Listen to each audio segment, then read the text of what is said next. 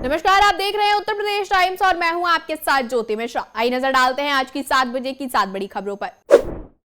UP के कासगंज में तिरंगा यात्रा के दौरान हुए दंगे में मारे गए चंदन गुप्ता को करीब 7 साल बाद न्याय मिला है। एनआईए कोर्ट ने सभी 28 दोषियों को आजीवन कारावास की सजा सुनाई है। कोर्ट ने सभी दोषियों को गुरुवार को दोषी करार दिया था और शुक्रवार को सजा का ऐलान किया था। कासगंज में 26 जनवरी 2018 को तिरंगा यात्रा के दौरान चंदन गुप्ता की हत्या कर दी गई थी। विश्व हिंदू परिषद और हिंदू युवा वाहिनी के कार्यकर्ता करीब 100 मीटर साइकिलों पर तिरंगा और भगवा झंडा लेकर निकले थे। इस तिरंगा यात्रा में एबीवीपी कार्यकर्ता चंदन गुप्ता भी शामिल था। यात्रा के दौरान कुछ मुस्लिम युवकों में झड़प हो गई थी। इसके बाद दंगा भड़क गया था। इसमें चंदन गुप्ता की गोली मारकर हत्या कर दी गई थी। उसकी मौत के बाद कासगंज में हालात कई दिनों तक खराब रहे थे। कासगंज में करीब 1 हफ्ते तक दंगे हुए थे।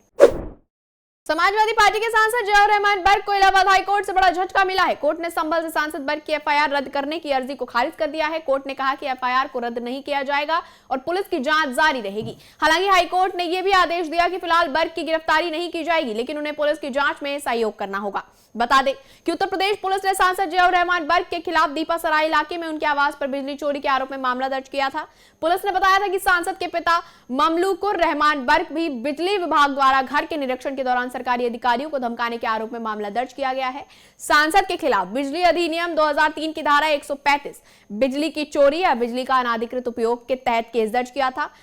ममलूकुर रहमान बर्क पर आरोप था कि उन्होंने अभद्र भाषा का प्रयोग किया, सरकारी काम में बाधा डाली और कहा कि सरकार बदल जाएगी और हम तुम्हें बर्बाद कर देंगे। संभल पुलिस ने वक्फ के जाली दस्तावेजों के मामले में एफआईआर दर्ज की है, जिसमें जामा मस्जिद के सामने स्थित पुलिस चौकी की जमीन को वक्फ की प्रॉपर्टी बताने का दावा किया गया था। इस मामले में संभल प्रशासन ने 3 सदस्यीय टीम से जांच करवाई, जिसके बाद दस्तावेजों को फर्जी करार दिया गया था। अब इस मामले में पुलिस ने प्रशासन की शिकायत के बाद अज्ञात के खिलाफ एफआईआर दर्ज की है, क्योंकि ये दस्तावेज सोशल मीडिया पर पोस्ट किए गए थे। यह मामला तब और बढ़ा जब 3 दिन पहले एआईएमआईएम प्रमुख असदुद्दीन ओवैसी ने एक्स पर एक पोस्ट किया, जिसमें उन्होंने वक्फ की प्रॉपर्टी से संबंधित दस्तावेजों को साझा किया था।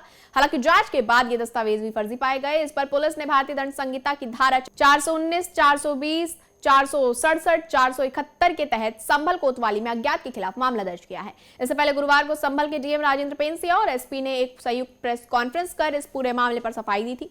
डीएम ने कहा कि जिस जगह पर चौकी का निर्माण कराया जा रहा है उसका कोई प्रभावी दावेदार सामने नहीं आया है। जिस वक्फ नामे की बात कही जा रही है वो अनरजिस्टर्ड है।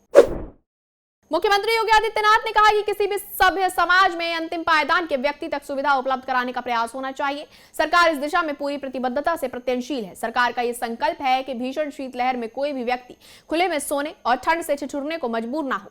इसके लिए आश्रय गृह की व्यवस्था, कंबल वितरण सहित सभी आवश्यक इंतजाम किए गए हैं। सीएम योगी शुक्रवार पूर्वाह्न ट्रांसपोर्ट नगर में नगर निगम द्वारा 2 करोड़ 17 लाख रुपए की लागत से बनाए गए नवीन आश्रय गृह रैन बसेरा का लोकार्पण करने और गरीबों असहायों के बीच कंबल और भोजन पैकेट वितरित करने के बाद उपस्थित जनसमूह को संबोधित कर रहे थे। वैदिक मंत्रोच्चार के बीच रैन बसेरे के लोकार्पण और यहां उपलब्ध सुविधाओं का निरीक्षण करने के बाद मुख्यमंत्री ने कहा कि भीषण शीतलहर में आश्रय विहीन को आश्रय मिल जाए, ये सबसे बड़ा पुण्य है। ट्रांसपोर्ट नगर के रैन बसेरे से पहले शहर में कई आश्रय गृह पहले से संचालित थे।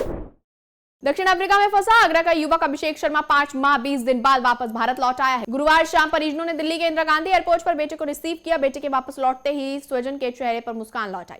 रात 9 बजे घर पहुंचने पर मोहल्ले के लोगों ने मिठाई खिलाकर उसका स्वागत किया।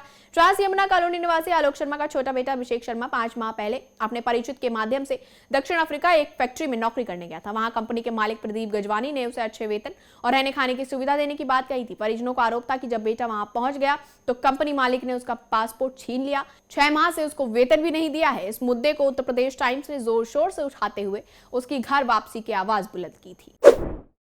ऑल इंडिया मुस्लिम जमात ने प्रयागराज महाकुंभ में बड़े पैमाने पर मुस्लिमों के धर्मांतरण का आरोप लगाया है। ऑल इंडिया मुस्लिम जमात की राष्ट्रीय अध्यक्ष मौलाना शहाबुद्दीन रजवी बरेलवी का आरोप है कि 13 जनवरी से प्रयागराज में महाकुंभ शुरू हो रहा है। महाकुंभ में साधु संत बड़े पैमाने पर मुस्लिमों के धर्मांतरण का प्रोग्राम बना चुके हैं। उन्होंने मुख्यमंत्री आयोग को चिट्ठी लिखकर कहा है कि अगर ऐसा हुआ तो आपके धर्मांतरण कानून का कोई मतलब नहीं रहेगा। इतना ही नहीं, उन्होंने कहा कि अगर ऐसा हुआ तो पूरे देश का माहौल खराब होगा और कट्टरपंथियों को मौका मिलेगा। एक वीडियो जारी कर ऑल इंडिया मुस्लिम जमात के राष्ट्रीय अध्यक्ष मौलाना शहाबुद्दीन ने हिंदू धर्म गुरुओं और साधु संतों पर गंभीर आरोप लगाया। उन्होंने कहा कि सूत्रों की तरफ से दावा किया जा रहा है कि महाकुंभ मेले में साधु संत बड़े पैमाने पर सैकड़ों मुसलमानों का धर्म परिवर्तन करवाने का प्लान बना चुके हैं। दावा किया जा रहा है कि इस प्रोग्राम में सैकड़ों मुसलमानों का मजहब तब्दील करवाया जाएगा। मौलाना ने कहा कि ऐसे में धर्मांतरण को लेकर जो नया कानून बनाया गया उसका पालन कैसे होगा। मौलाना शहाबुद्दीन ने कहा कि उन्होंने इस मामले में मुख्यमंत्री को चिट्ठी लिखकर गुहार लगाई है और मांग की है कि फौरी तौर पर इस धर्मांतरण कराने वाले कानून पर पाबंदी लगाई जाए। मुरादाबाद में निजी यूनिवर्सिटी में कार्यक्रम में पहुंची कुमार विश्वास ने सोनाक्षी सिन्हा के बाद अब बॉलीवुड एक्टर सैफ अली खान और करीना कपूर को खरी खोटी सुनाई है। बेटे का नाम तैमूर रखने पर कहा, अब ये नहीं चलेगा, लोकप्रियता हमसे लोगे, हीरो हीरोइन हम बनाएंगे, लेकिन औलाद का नाम बाहर से आने वाले आक्रमणकारी के नाम पर रखोगे। इसका वीडियो सोशल मीडिया पर सामने आया है। ये वीडियो 30 दिसंबर का बताया जा रहा है। कुमार विश्वास ने मुरादाबाद के तीर्थकर महावीर विश्वविद्यालय में आयोजित कवि सम्मेलन में खुले मंच से ये बातें कही। इसके बाद समाजवादी पार्टी के नेता उदयवीर सिंह ने प्रतिक्रिया दी है। उदयवीर सिंह ने कहा कि कुमार विश्वास भारतीय जनता पार्टी की राजनीति के उग्र विंग हैं। अपनी राजनीतिक इच्छाओं को पूरा करने के लिए अनाप शनाप बातें कर रहे हैं। ये शोभा नहीं देता, बहुत घटिया बात है। जिन फिल्म सितारों को राजनीति से लेना देना ही नहीं, उनके बच्चों को घसीट रहे हैं। समाजवादी पार्टी ने जहां विश्वास के बयान पर तीखी प्रतिक्रिया दी, तो वहीं अब योगी के मंत्री दयाशंकर सिंह का बयान भी सामने आ चुका है। उन्होंने कुमार विश्वास के बयान का बचाव किया और कहा कि वो यही तो कह रहे हैं कि देश को लूटने वाले आक्रमणकारी के नाम पर बच्चे का नाम रखना शोभा नहीं देता है। फिलहाल इस बुलेटिन में इतना ही। यूपी से जुड़ी तमाम बड़ी खबरों के लिए देखते रहिए उत्तर प्रदेश टाइम्स। धन्यवाद। हम हैं देश के दिल, उत्तर प्रदेश की धड़कन, उत्तर प्रदेश टाइम्स।